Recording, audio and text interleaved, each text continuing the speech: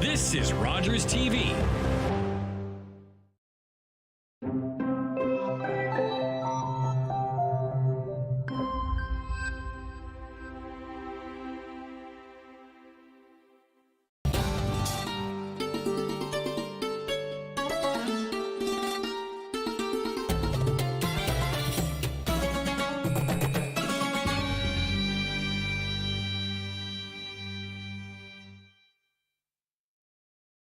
Welcome to Tombolo. I'm your host, Laura Mba, and I will be your guide through this year's Tombolo Multicultural Festival. The Tombolo Multicultural Festival is a not-for-profit organization committed to showcasing the diversity and multiculturalism within Newfoundland and Labrador. The Tombolo Multicultural Festival will feature music, dancing, arts, storytelling, and a fusion of culture and nature. In partnership with the Arts and Culture Centers, Rogers TV, and funded by the Canadian government through the Department of Canadian Heritage, this year's Tombolo Festival aims to provide earning opportunities for artists and cultural workers who have been deeply affected by the pandemic through the closure of cultural venues and performance arenas.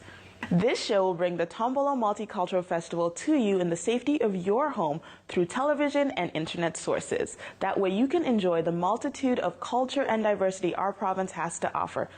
We'll start our trip off in Stephenville with Mi'kmaq artist Paul Pike and his traditional Mi'kmaq flute. Paul is a professional recording artist and a northern traditional dancer. So sit back, relax, and let's go.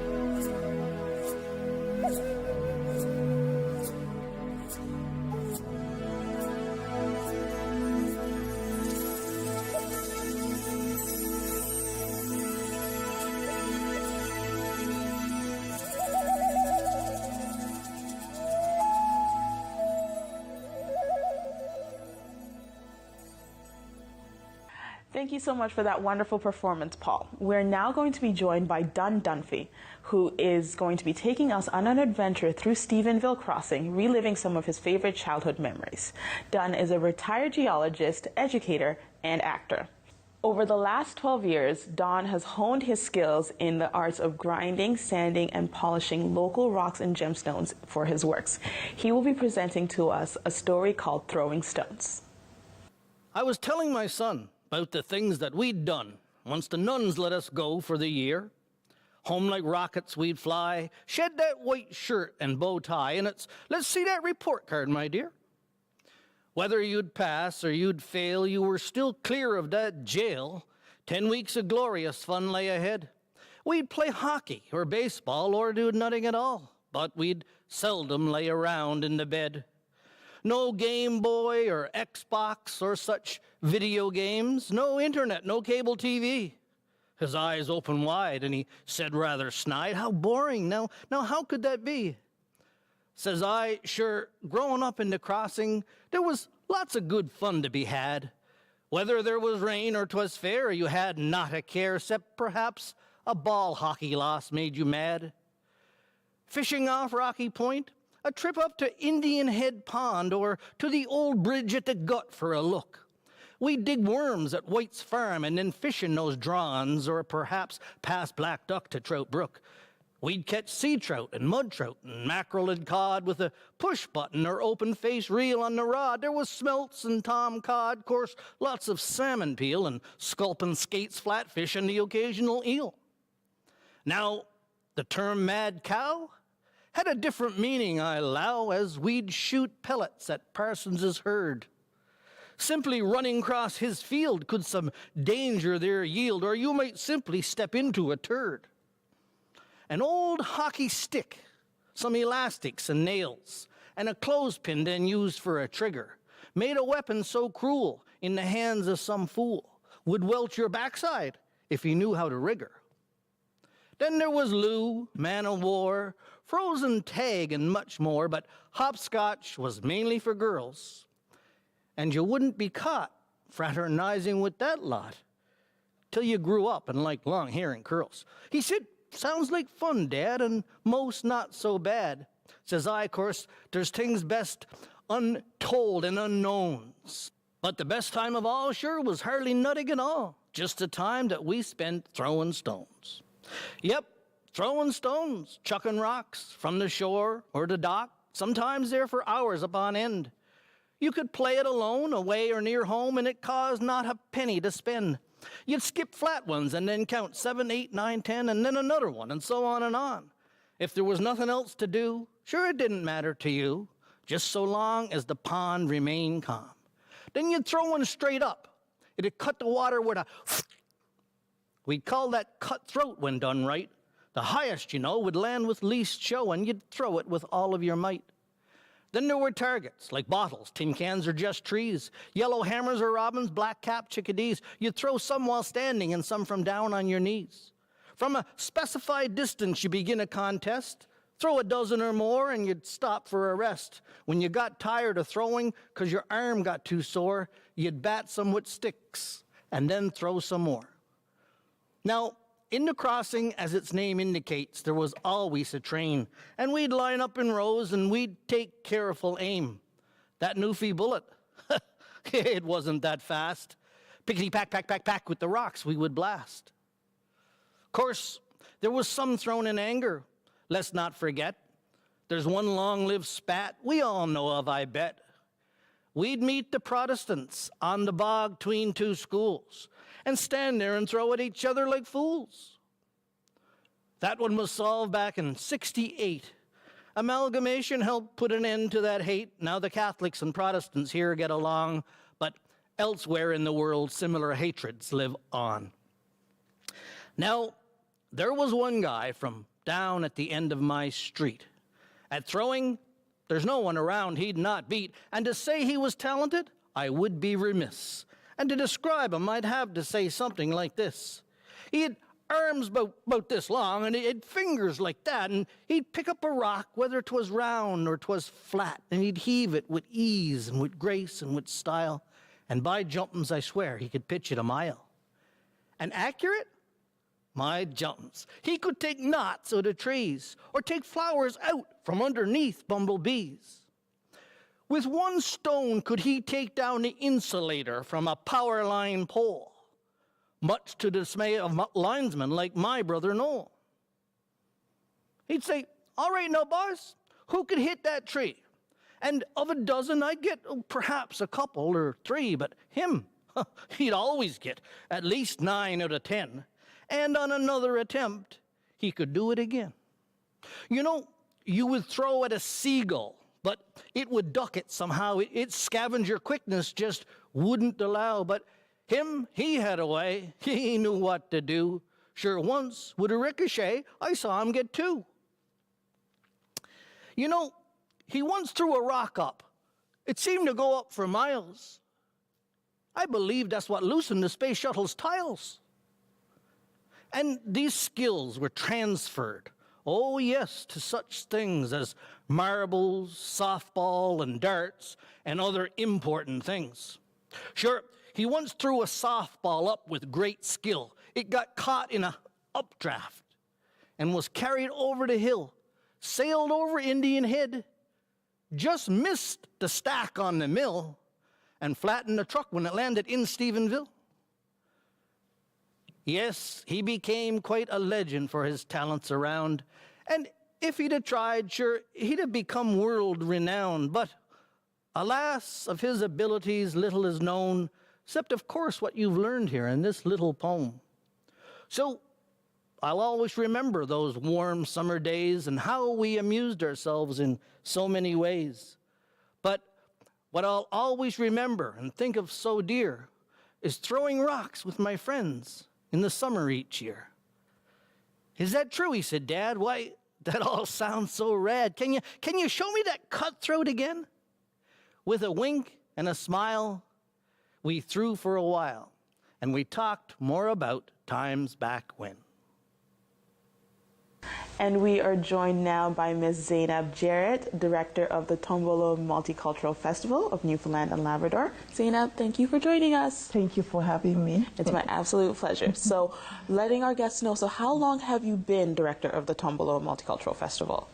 Well, I've been the director or executive director since 2012. Oh, wow. So It's been a while. So you've seen the festival grow and evolve and change over time. What are you most excited about that you've seen happen over the last few years? Well, I'm really excited about how far we've gone or we've grown. We started actually in Fairyland. Okay. And then St. John's, we combined the 2 locations together. We were having annual St. John's Tombolo Multicultural Festival at the Arts and Culture Center, and then another one at Fairyland at the Arts building there. Okay. But now it has grown so big that we are all over the province. Fantastic. We organize annual St. John's Tombolo Multicultural Festival here at the Arts and Culture Center. We organize Gander Tombolo Multicultural Expo in town of Gander. We are also in Conception Bay. We organize multicultural events in Burgos, Cupids, Carbonia, and other small communities. And this year, for this particular project, which is quite different from our regular festivals, is meant to actually support workers in the live arts and the music sectors in Newfoundland and Labrador during this COVID. A lot of them are not working, they are not employed, so the government of Canada through the Department of Canadian Heritage funded our organization to organize series of concerts and other events that will help provide funding for artists, musicians and other artists in the province. Well, it's fantastic to see that the festival has grown so much over the last few years and the fact that we have so many little pockets of it going on. What is one memory that sticks with you from all your years as director? One memory is seeing people from so many cultures, diverse cultures, coming together and celebrate their cultures and local Newfoundland and Labrador culture through music, food, and other cultural performances. I love to see people coming together from different cultures and learning about each other's culture and just enjoying each other's company. I love that. Oh, the diversity, yeah. That's fantastic. If you have one thing to say to our audience as they tune in today, what's one thing you hope that they learn from this festival? I want people to learn or to be more aware of the fact that we are culturally diverse now in this province, and that we have a lot of talented artists, both local and immigrant artists, who will be performing not just music and poetry, but also showcase their artwork. So the cultural diversity is something that I want people to enjoy and understand when they watch this particular program. And if people have any questions and comments about how they can be involved in Tombolo next year and in the years to come, how do they get in contact with you? Well, we have a website it's www.rl.ca/Tombolo. Okay. So just once they Google Tombolo Multicultural Festival Newfoundland and Labrador, they will find our website as well as our Facebook page. So this year, actually, our festival, the Tombolo Festival in St. John's, will be in August. Okay. We actually will be going across the province, but we will also, because of COVID, will be in Conception Bay again and Gander. So the dates will be on our website. Perfect. So people have the opportunity to kind of watch this one and then later in the summer be able to see the Tombolo Festival in person again this year. In person and virtual as well, Well, but that's mostly in person this time. That's Yes. fantastic. That Yes. as things open up, we can see things happen culturally within our cities again. Hopefully. Thank you so much for joining me. We're super excited to take a look at all the diversity and multiculturalism our province has to offer. Thank you, and thank you to Rogers for doing this program with us. We are very grateful. We also want to thank, of course, the government of Canada for providing the funding for this project. So thank you very much. Now we're off to Corner Brook, where we will see a wonderful piece, which is a mixture of poetry and an interview about Old Crow Gulch. Crow Gulch was a community within Corner Brook whose residents were mainly of Mi'kmaq ancestry. They faced racism and discrimination. The area was mainly ignored when Corner Brook was established until the late 1960s. The residents were then forced to relocate and their homes demolished. This inspired Douglas Walburn Go to write his book, Crow Gulch. We will now hear an excerpt of this story with interview from Maggie Benoit Wheeler.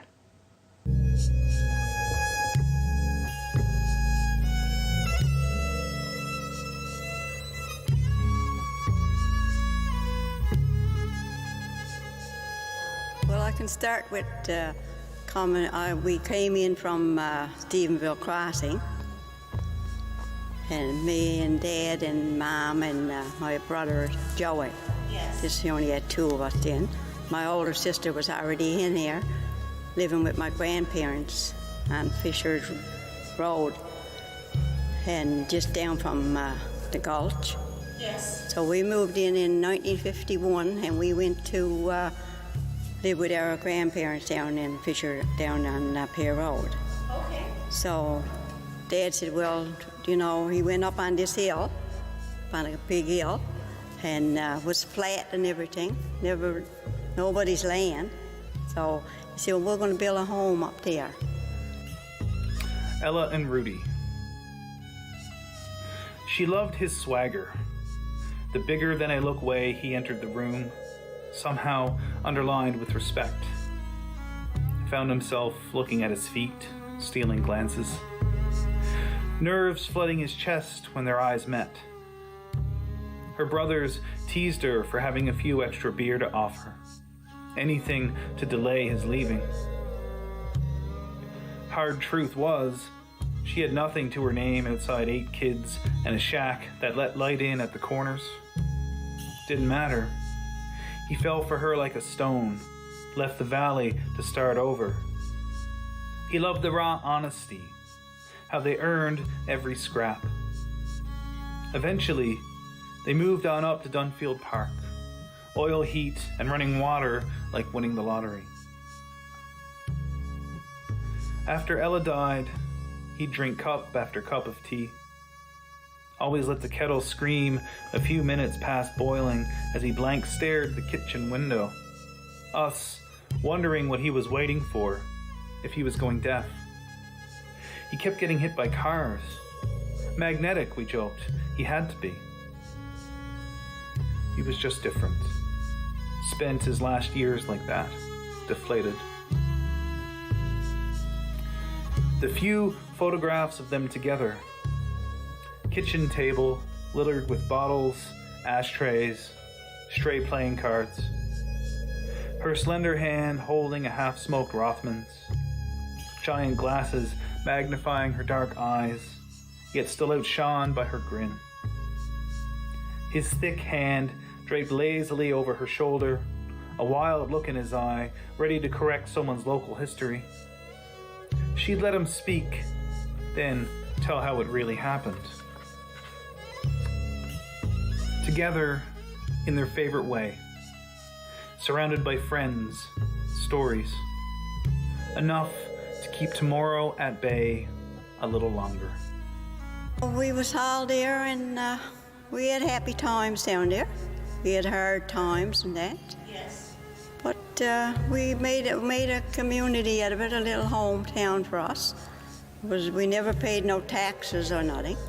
We never had no electricity. We never had no water. We had no toilets or nothing. We had outhouses. Right. But down over the hill, down across the track, that's where we used to have to go down and lug up our water. Okay. In buckets, water, yeah, down there. And then there was a big path going down to Pier Road, and they had a thing like that there, hose coming up out of the ground, and the water was steady running.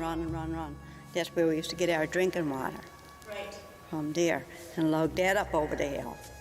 How many buckets I ever lugged up over the hill? I bet. I bet. So this is titled Escape. No way to heat this house at night. Winter mornings, your breath gone vapor. Frost on the bunk above you, on the ceiling. Pray the firewood's not too damp. No fire, no buns and molasses. Another hungry morning of maths, standing next to your desk, reciting the Lord's Prayer. Give us this day our daily bread. But it's February, and the bay's stacked with pack ice, and this house lets in snow at its seams. The bed's warm, though. A feather mattress. All those freezing naked birds. Guilt. You could sink down deep, cocoon, and the weight of these homemade quilts, you could sleep forever. Anything but the bleary-eyed walk to the outhouse. The small, cold shock of last week's news against your skin. You could call it hardship. All this hard living just to stay alive. Nice to escape, though, this feather bed. Dream up whatever life you want. Yeah, up on that hill, my God, it was about 25 houses up on that hill. Okay. Where we lived, you know. And then you go down across the track, and then there was more houses down there. And then you go down further down the track, that was all Crow Gulch. Yeah. More, that's where it ended. We was in between Curling and Cornerbrook. You know, and we was a Mi'kmaq community. Right. You know, we all come in from out St. George's, Flat Bay, all them places, Sandy Point. Come in, that's where we originated down there. Right. So- there's a real strong sense of culture. And Yeah. It was a lot, yeah. And we all knew each other. And we still know each other today. You know, if we see someone from the Gulch, we'll give them a big hug or something. I can remember the day, I was only about 10 years old, I suppose. I was up on the hill, and they went up and got married. And then I was looking down over the hill and see the two of them coming down the track. And she had, you know, those square white handkerchiefs? Yes. Well, that's what she had on her head for the veil. And two of them walked down the track and went home. That's my memory, yeah, of them. Yeah, I told Doug about it, yeah. Ella Josephine Campbell.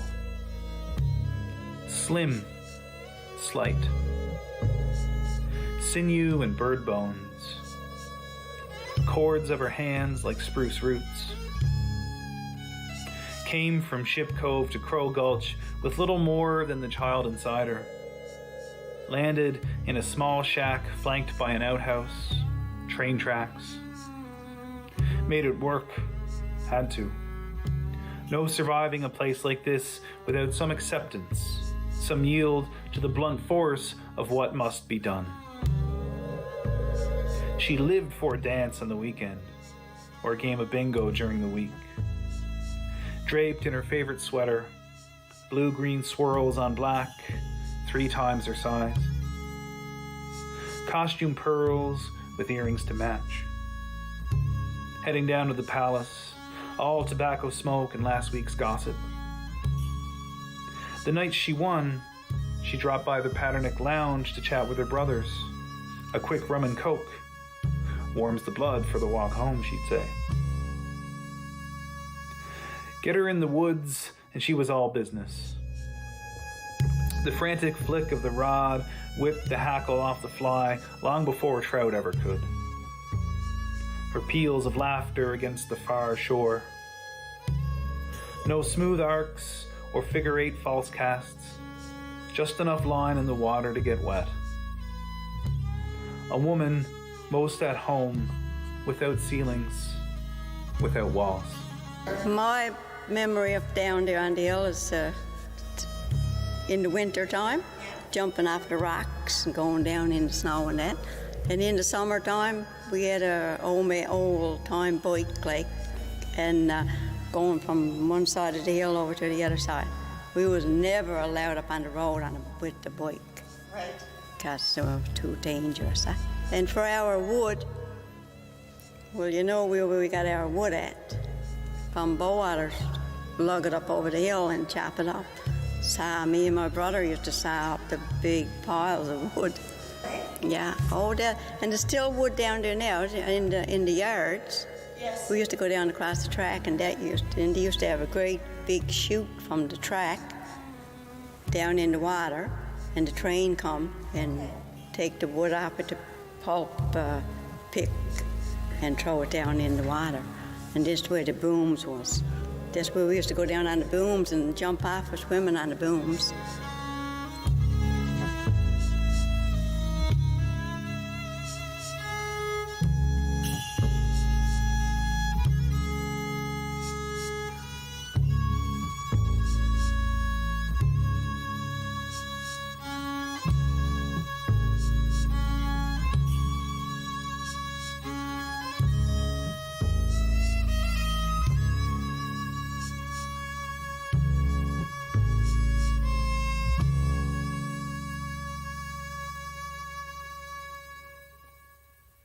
Now a breath of fresh air all the way from Sri Lanka. We will be watching a performance by the group Apri C, who will be performing 2 traditional songs. The first song will be about the meaning of life, and then followed up by a song about a woman who searched for local gossip and spreads it around the town. So sit back and let's enjoy.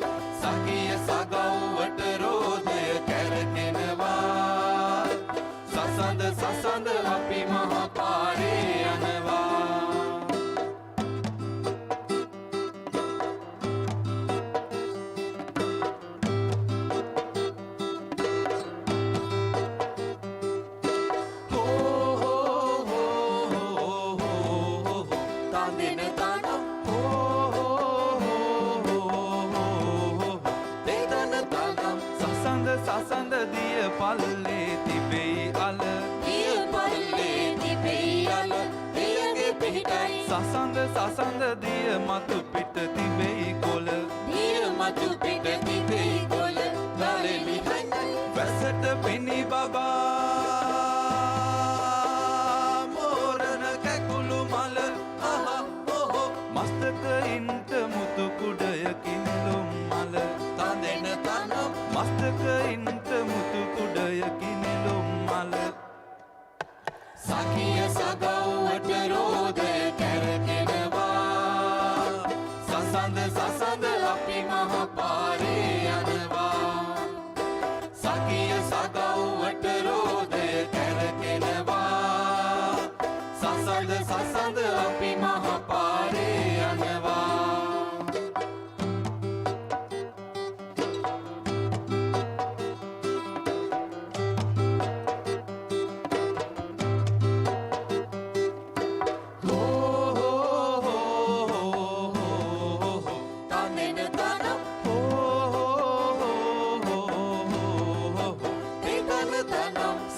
සසඳ සඳ පානේ අපි යනවා සඳ පානේ අපි යනවා දෙයගේ පිටයි මකොලි බඳට ගොන්බානක් බැඳ යනවා ගොන්බානක් බැඳ යනවා ගලිනි ගඤ්ඤයි සකිය සගව්වට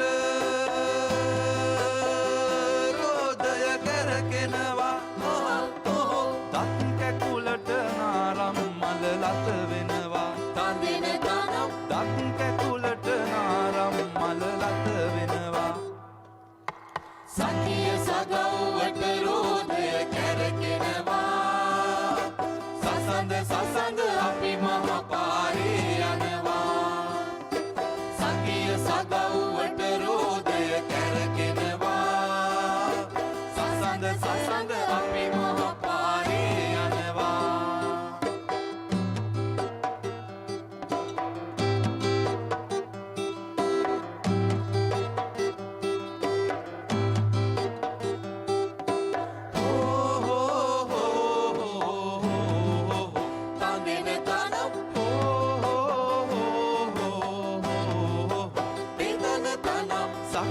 සසඳ සඳ පොබයන සාබුන්ට සඳ පොබයන සාබුන්ට දෙයගේ පිටයි මකොලි පඳට දුටු විගසට ගිරවුන්ට දුටු විගසට ගිරවුන්ට ගලෙලි හනයි පදින සැරේ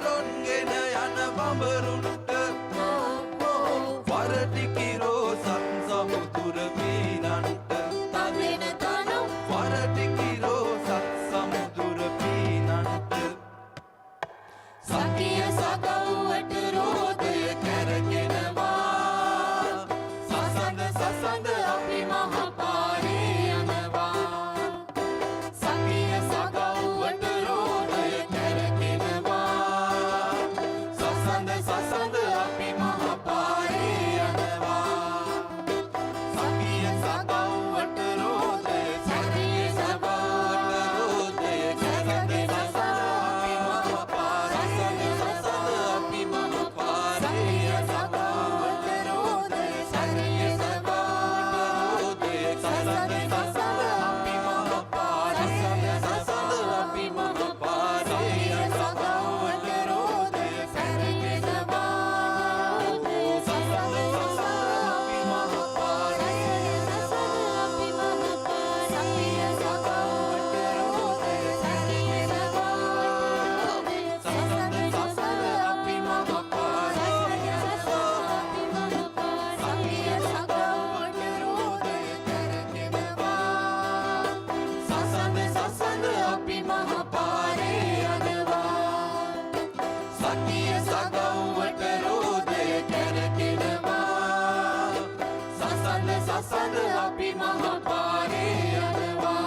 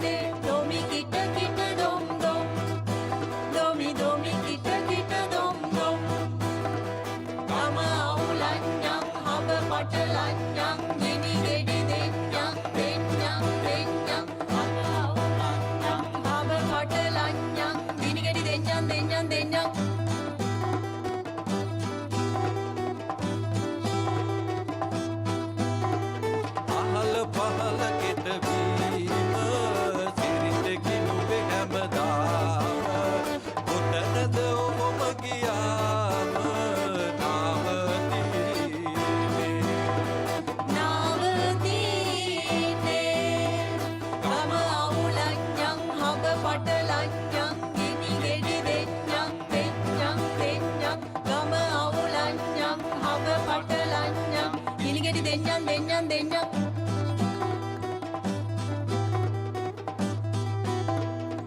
දුවට පිරුවට යදගෙන ඉන්නේ දානෙට සීලෙට මුලටමයි ඉන්නේ දානෙට සීලෙට මුලටමයි ඉන්නේ වයසට යනකොට මොනවද වෙන්නේ කට වට කර වැට කොහොම බඳින්නේ කට වට කර වැට කොහොම බඳින්නේ දොමි කිට කිට දොම් දොම් දොමි දොමි කිට කිට දොම් දොම් දොමි දොමි කිට කිට දොම් දොම් දොමි දොමි කිට කිට දොම් දොම්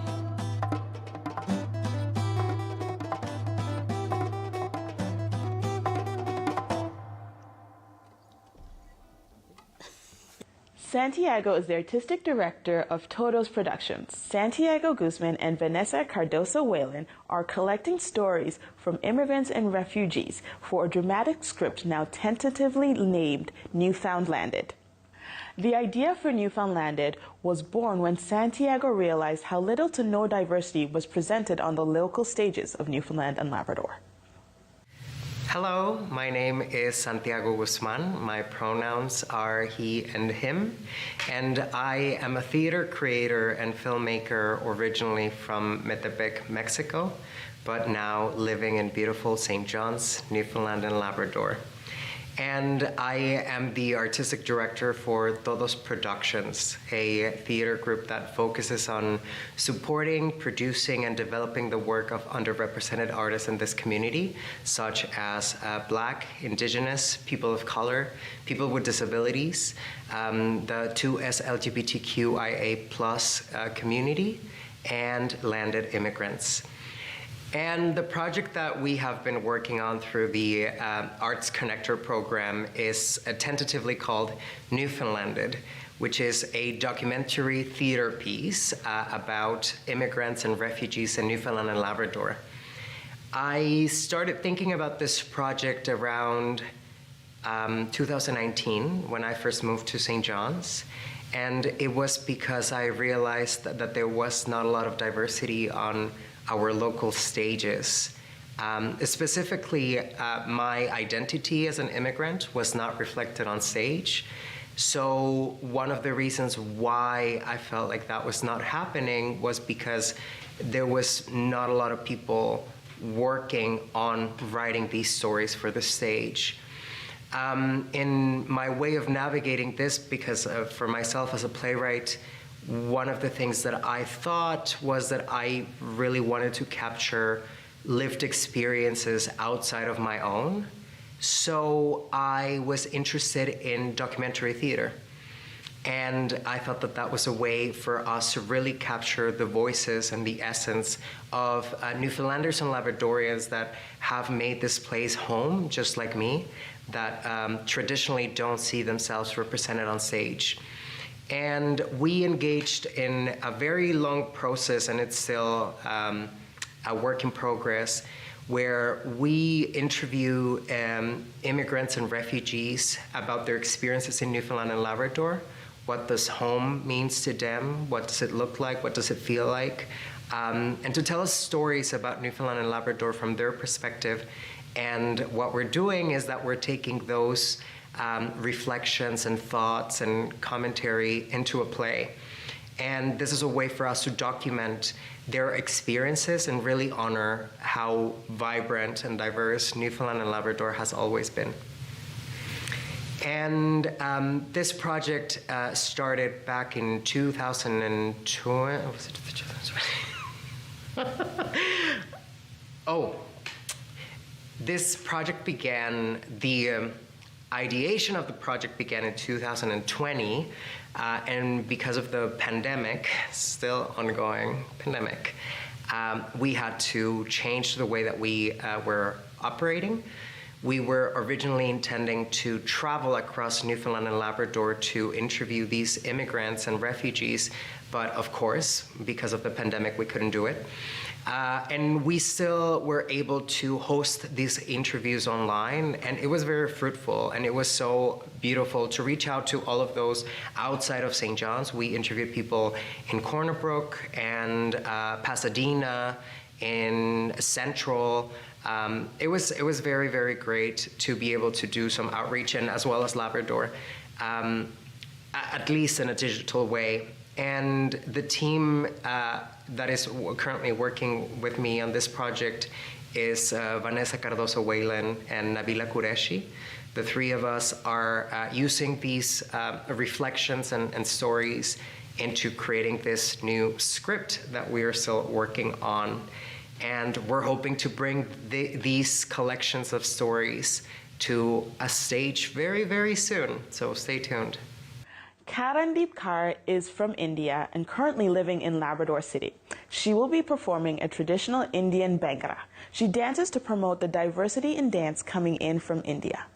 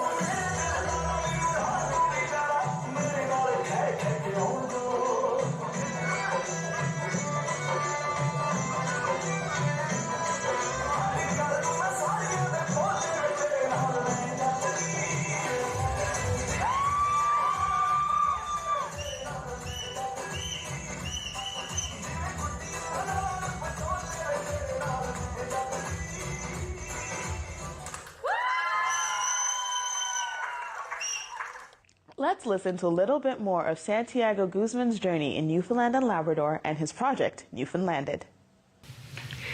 And now I would like to share with you some of the quotes that we have taken from these interviews and that we are playing around with to include them in our script, now tentatively called Newfoundlanded. These quotes are out of order. These quotes represent different voices, but these are some thoughts that really puncture us and marked us in a significant way as we were doing this research process that made us see Newfoundland and Labrador from a different perspective. Newfoundland is home, but it's a very complicated home because I am an immigrant. I had this book from Canada that I had gotten at some point for a school project from the embassy, and the pictures were just amazing, like the trees, the mountains, the lakes, the animals. So I always liked that book. So I said, oh, maybe I should go to Canada. I don't know if it was serendipity, but we lived in, I'm an immigrant, as you know, all around immigrant. So we were living in the United States, and I found city life too much. I just wanted somewhere more rural. I've never heard of Newfoundland before. Like, it was just kind of like, you're gonna go there and live for the next. I saw in the pictures or something was colorful buildings. This city is very famous for colorful buildings, long winters. Yeah, I read about it. I came here in 1997, and I was so inspired by the outports that I saw here. And you know, all the colors, the brightly colored little houses and sheds and all that, and wharfs. I wasn't coming here for like playing, you know, like having fun. Like, yes, I want to have fun, but school was my main goal. So I was like, as long as school is good and I can get a degree, like, I don't care about being lonely or what. When I decided to immigrate, there were a lot of reasons. The most important one was my son's future. So I thought that there is no future for my son in my country. I had some family problems as well. I was in emotional divorce state for around 5 years. So I found I have nothing to lose, you know? So I decided to immigrate. I didn't expect it to be easy. Moving to a new country isn't easy. People are, yes, I agree, very welcoming. My plan had always been to stay in Newfoundland. I didn't initially have any intention of leaving. When I first arrived, anyway, and then we were above the ocean, and the plane went down and down and down, and all I could see from where I was sitting in the airplane was water. And it kept going down, and it was really, really close to the water, and I thought, my God, we're landing in the water. And all of a sudden, boom, boom, boom, boom, boom. You know, we were on the air. You know, the airfield in Stephenville, which is right next to the ocean, but I have never experienced anything like it. So it was very scary, but I made it.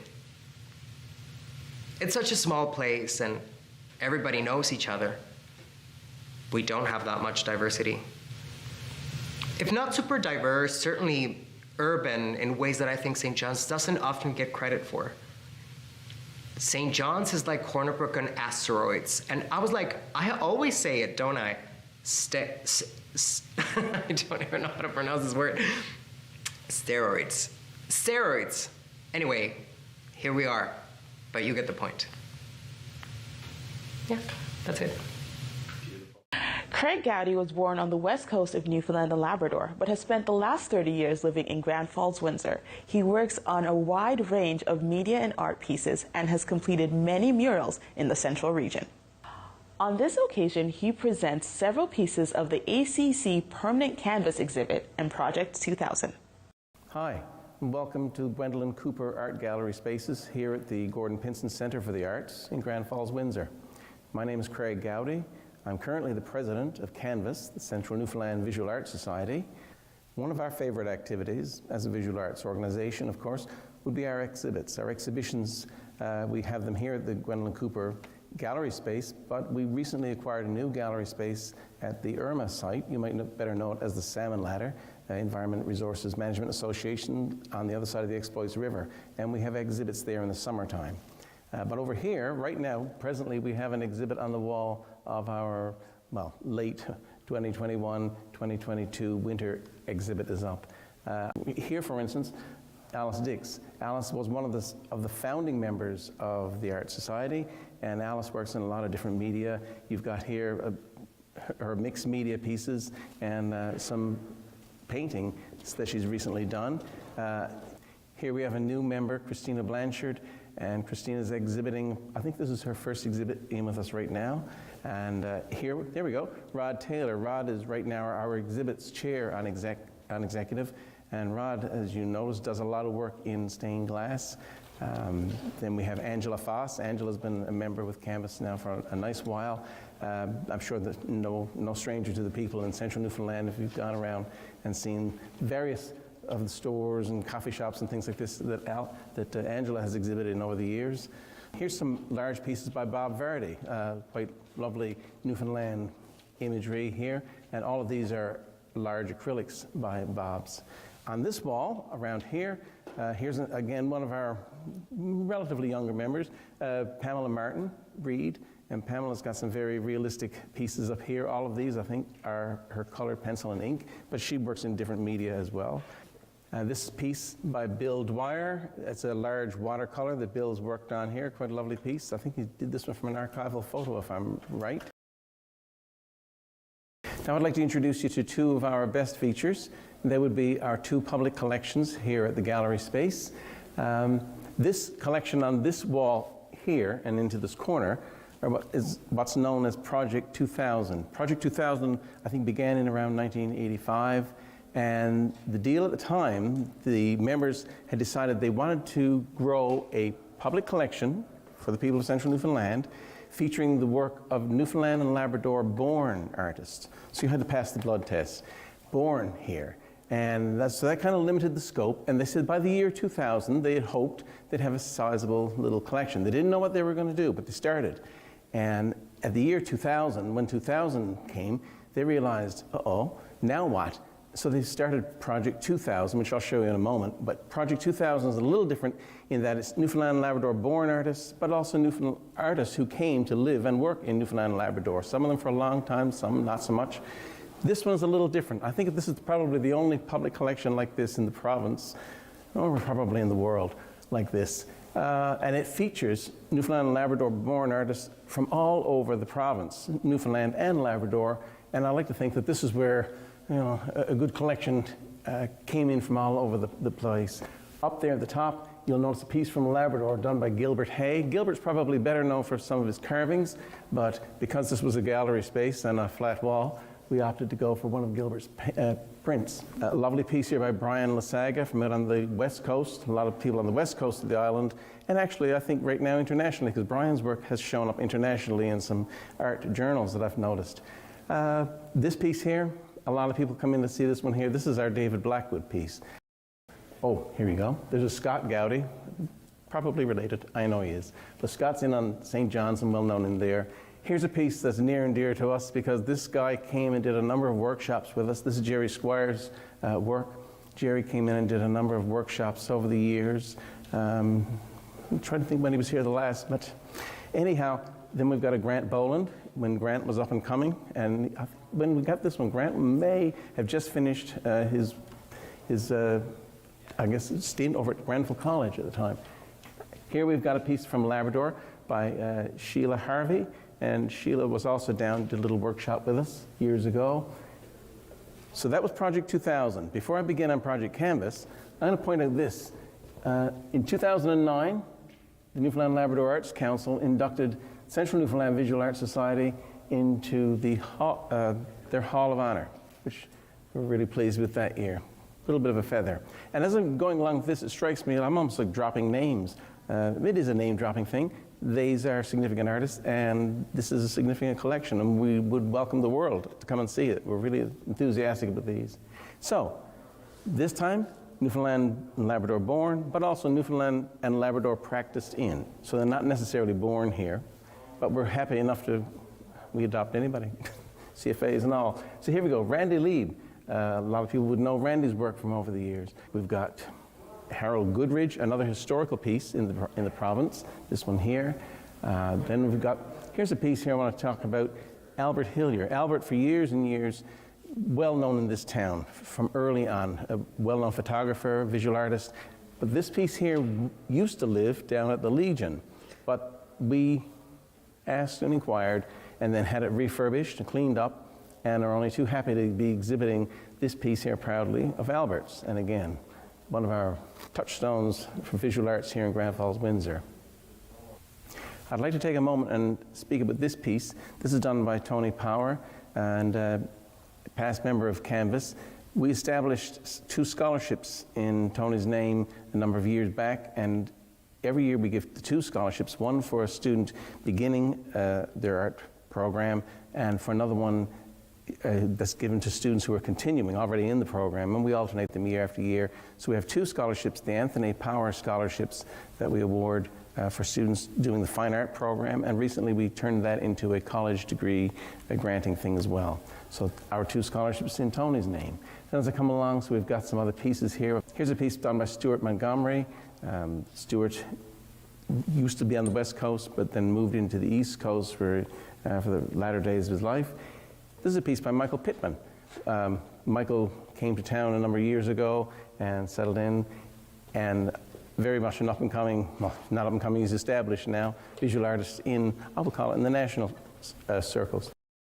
I come around here, I'm going to point out Anne Meredith Barry, a number of years back, well back now. She also was in and did a workshop with us, but her work is seen all over the province as well. So finally, I'd like to conclude with a couple of things mentioned, other activities Canvas is involved with. We do workshops with our members, some years more than others. We have a craft fair and auction, which is where we raise the bulk of our money. We've gotten, with the town of Grand Falls, Windsor, and their support at the stadium in the last number of years. So it's a large event, usually goes on around the Red Maple Festival, if you want to catch it there then. What else? Oh, we have purchased, after saving up for years, a printing press, which is available to our members if they want to go out there and use that. And we've also got a number of pottery wheels, which were donated to us by the good people out in Kings Point at that pottery studio. If you've never gone out there, do check that out. Linda Yates, David Hayashida, so we can thank them for that. And our members have been using that, and we also allow the town then, and encourage the town to use that with their programming. Besides that, let's see, oh yeah, and then we've got our regular get-togethers, socials, things like that, all kinds of reasons why you should become a member of Canvas if you haven't already. So there you go. We have a website and a Facebook page presence, so you can find us on that. And we look forward to seeing you. Come on over to the gallery, have a look around. Let Me Be There is performed in a drummer's circle. Many First Nations use the circle to represent balance, equality, wholeness, and connection. The circle is made up of equal, connected, infinite points. The Creator is the center around which all living things, including humans, sit.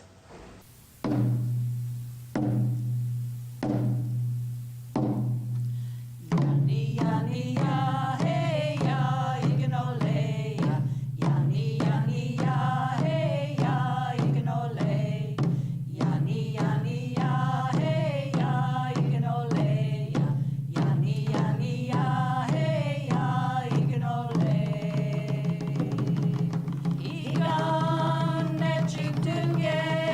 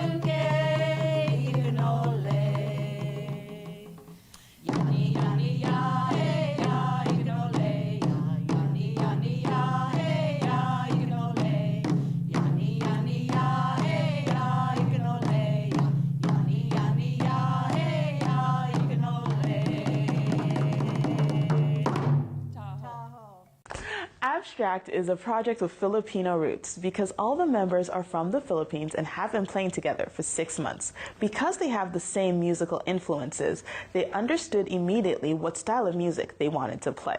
They play traditional Filipino songs and contemporary tunes from the Philippines. Okay, our first song is Tinikling. This is a song originated during the Spanish colonial era to a dance that involves two people dancing, popping and sliding bamboo poles on the ground and against each other in coordination with one or more dancers. So here we go.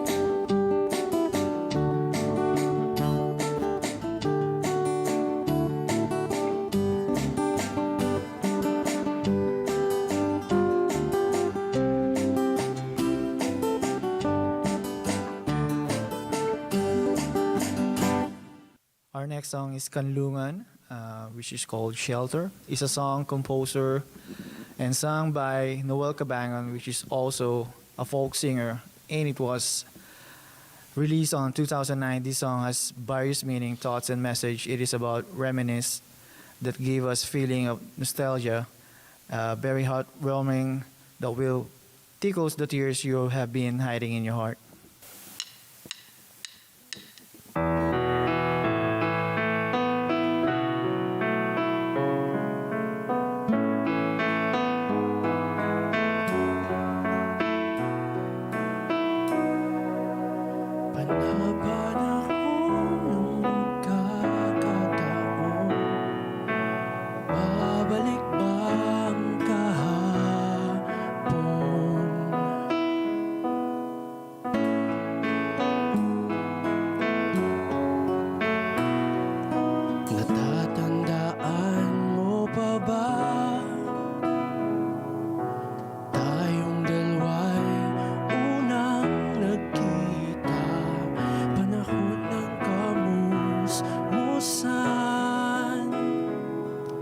Sa piling ng mga bulaklak at halaman, doon tayo nagsimulang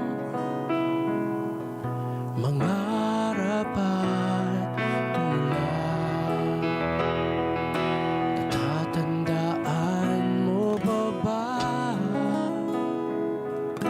Inukit kong puso sa punong mangga, inalay mo gumamela, magkahawak kamay sa dalampasigan, malayang tulad ng mga ibon, ang gunita ng ating kapon. Lumilipas ang panahon, kasabiyak ng ating gunita, ang mga puno't halaman, bakit kailangan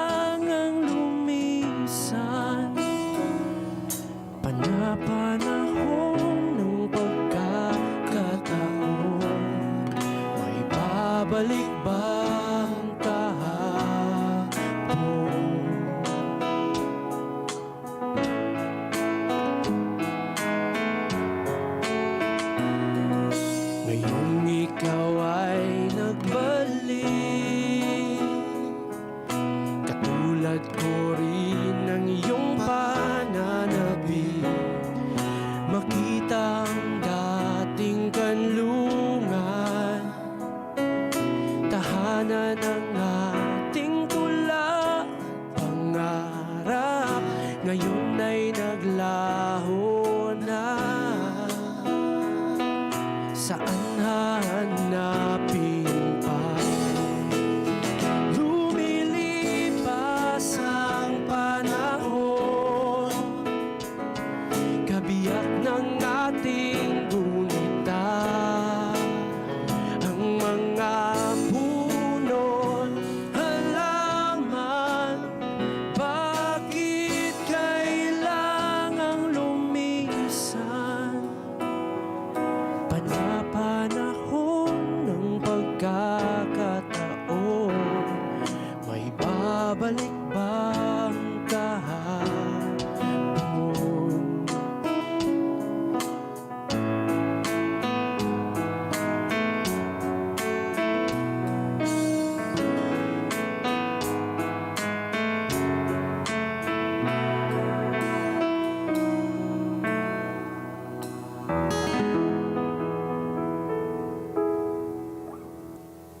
Our next song is Anak, in English, Child.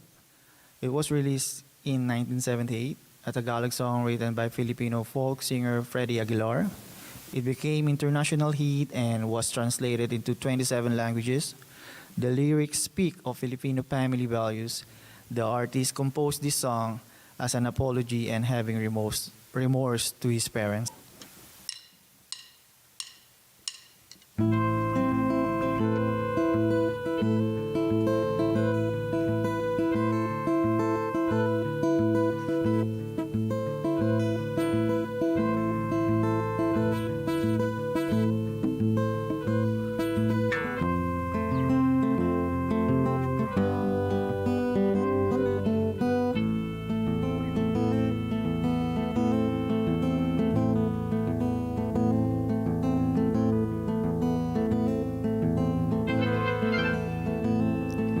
Isilang ka sa mundong ito, laking tuwa ng magulang mo, at ang kamay nila ang iyong ilaw.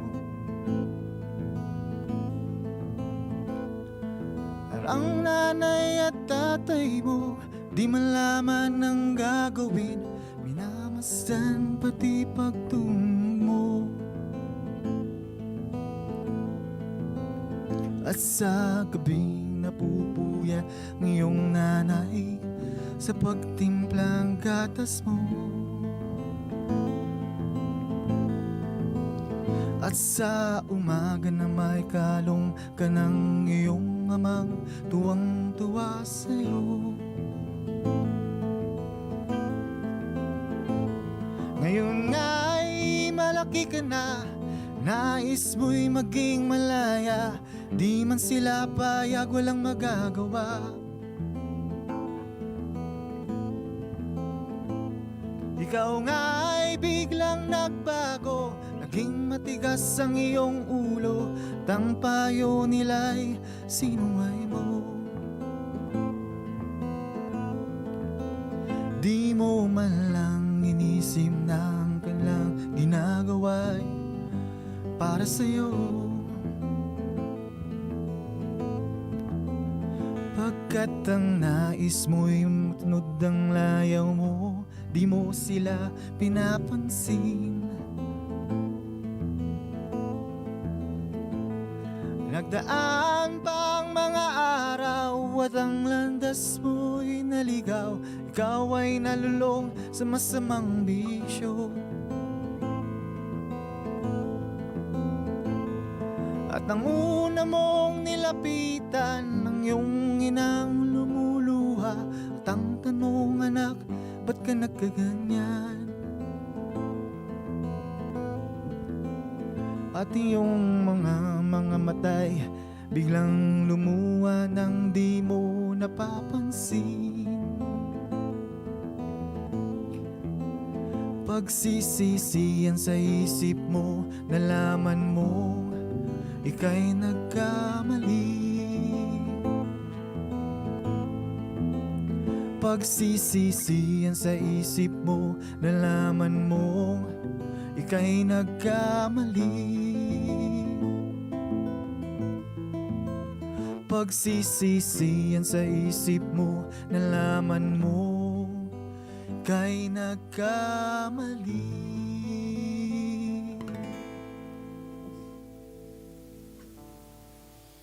We also have the Pinoy Gander force dancers and traditional Filipino costume models who are made up of family and relatives who have immigrated from the Philippines to Gander.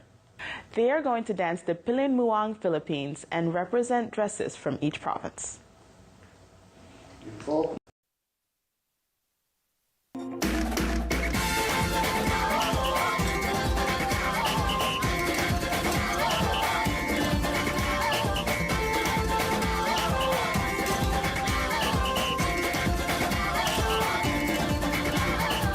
Minsa'y natuwa ang may likha, 7,000 pulo ang ginawa. Mga hiyas na inilatag sa malasot lang dagat. At ang bayan niyang pinili, nasa dulo ng bahaghari. Kaya't 1,000 kulay nang aakit kumakaway. Piliin mo rin ang Pilipinas, kapulo ang kwintas ng perlas. Piliin mo, yakapin mo, kayamanan niyang likas. Piliin mo ang Pilipinas.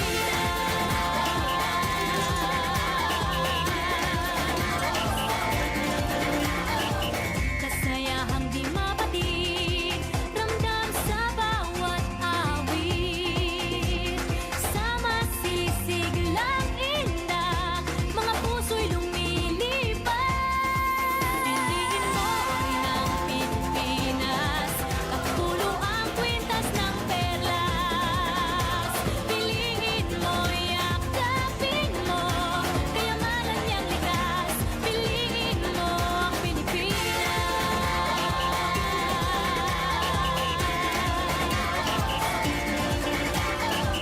At ang ngiti ng may kapal, taglay ng bawat nilalang. May lambing na tumutuyan sa buong pakiramdam.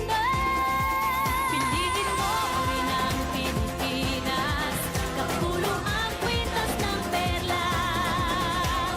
Piliin mo, yakapin mo, kayamanan niyang likas. Piliin mo ang Pilipinas. Dito ay itinadhana, araw-buwan at mga tala. Ganap na magniningning, kailan nga'y di magdidilim.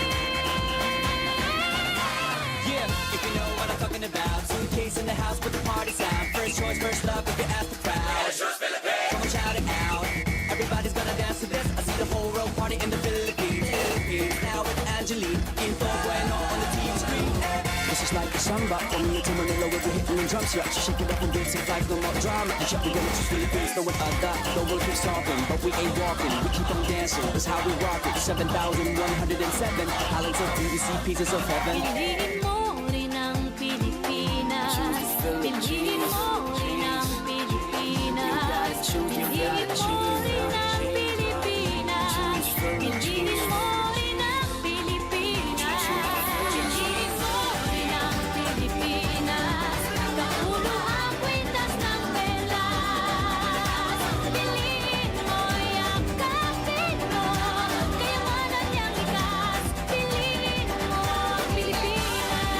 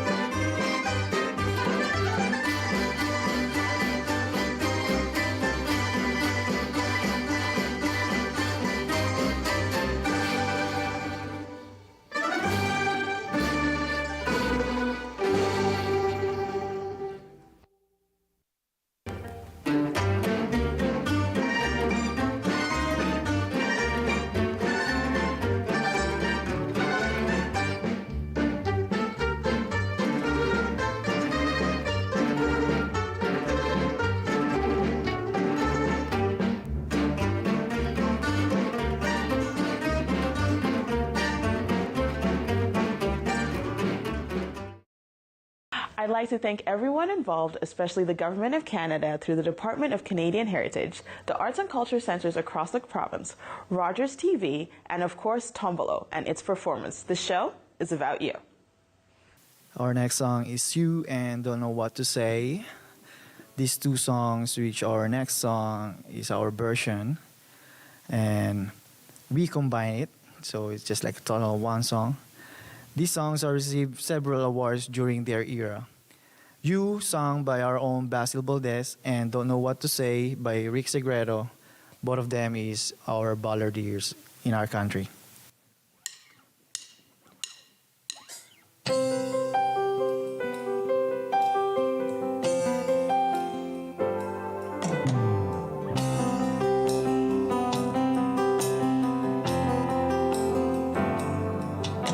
You give me hope, the strength, the will to keep on.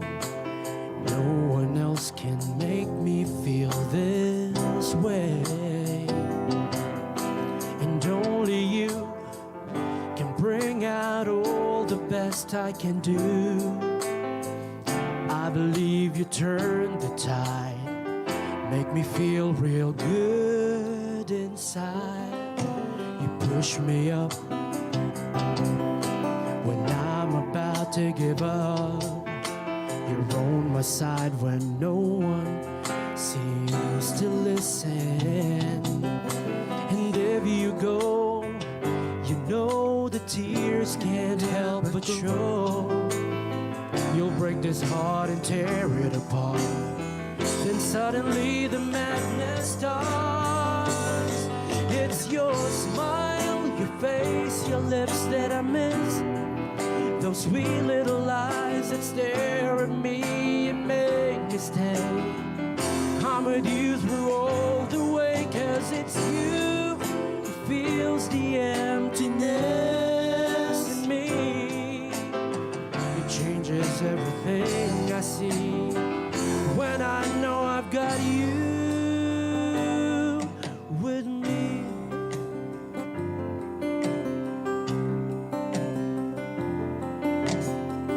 I have loved you only in my mind, but I know that there will come a time to feel this feeling I have inside. You're a hopeless romantic is what they say, falling in and out of love just like a play, memorizing each line and still don't know what to say. What to say.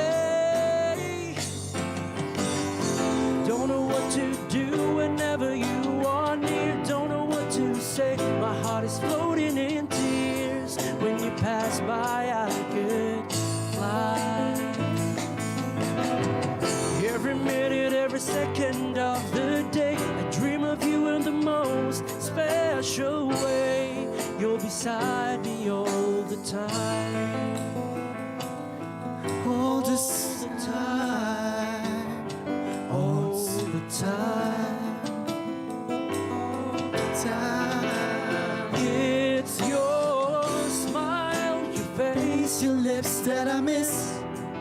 Those sweet little eyes that stare at me and make me stay. I'm with you through all the way, 'cause it's you who feels the emptiness in me. It changes everything you see when I know I've got you. It's your smile, your face, your lips that I miss. Those sweet little eyes that stare at me and make me stay. I'm with you through all the way, 'cause it's you who feels the emptiness in me. It changes everything I see when I know I've got you with me.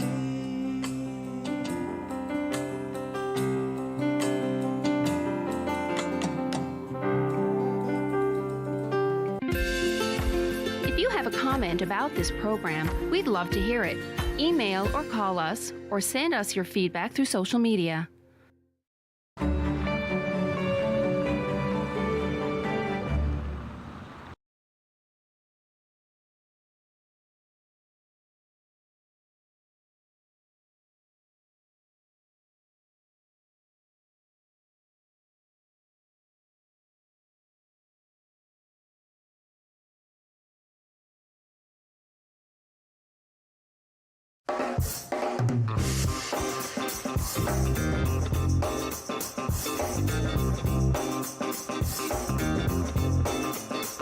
To keep the gateway to America's mainland open, If I'm not certain this runway's safe, I am closing it down. they've got to stay cool. We have to be 100% certain 100% of the time. 500 flights a week, over 2 billion pounds of cargo a year, and everything nature throws their way.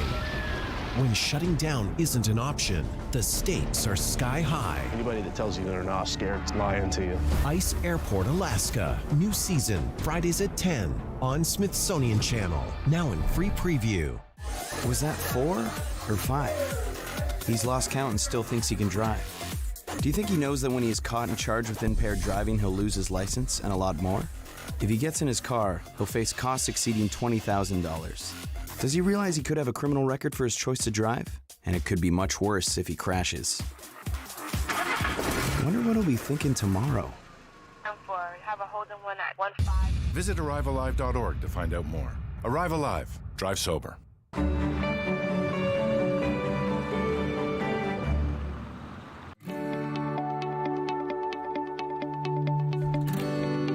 You're watching Rogers TV. This program is brought to you by Ignite TV. Now you're in command. Visit Rogers.com for more details.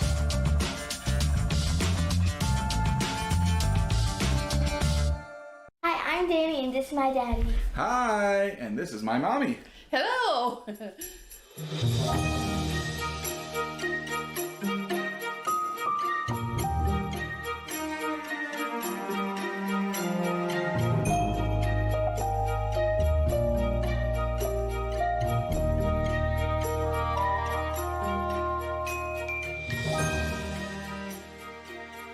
Hi, welcome back to the show. If you saw our last episode, we did paintings. We did. And we still have some of it here, a little bit on our placements. Oh, a little bit. You got more than a little bit going on here. Yeah, got a lot. And it was a lot of fun. Every time we do an episode, we try to always do something fun for you guys, but every now and then we bring on some special guests. Now we've had